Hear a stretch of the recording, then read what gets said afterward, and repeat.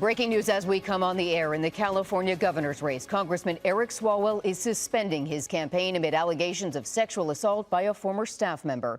In an announcement just posted on his social media page, Swalwell writes, quote, "To my family, staff, friends, and supporters, I am deeply sorry for mistakes in judgment I've made in my past. I will fight the serious false allegations that have been made, but that's my fight, not a campaign's." That ends only part of Swalwell's mounting troubles. A growing number of his Democratic colleagues are calling for him to resign from Congress, which is back in session tomorrow.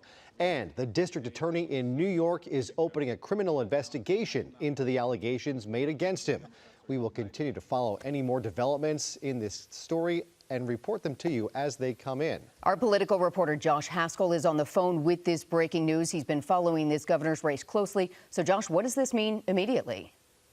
Well, Liz, this has completely upended the California governor's race, affecting not just the Democrats in the race, but also the Republicans. As you know, that the top two finishers will move on past June. And Eric Swalwell, he was the front runner for the Democrats in this race. In some of the polls, you saw Tom Steyer was making some movement, Katie Porter, but it was really Swalwell consistently that was at the top. He is no longer in this race. Of course, he is still in Congress, so questions do remain as far as will he resign from Congress.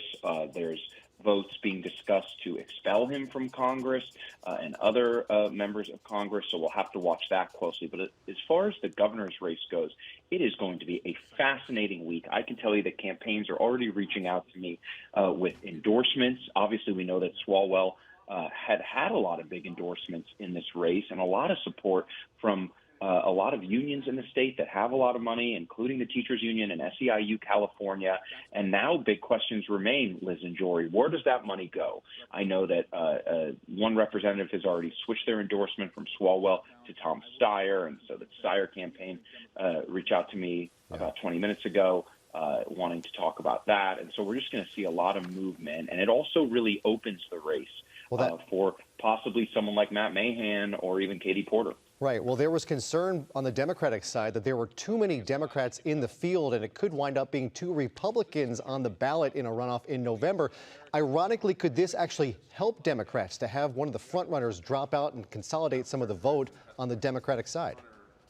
Without a doubt, but you still have the same problem. There are still, according to Democrats in California, too many Democrats in this race. You still have 7 big-name Democrats. You still have Democrats like Tony Thurmond, Betty Yee that have been polling very low. Tony Thurmond at 1%. You also have Antonio Villaraigosa, Javier Becerra polling towards the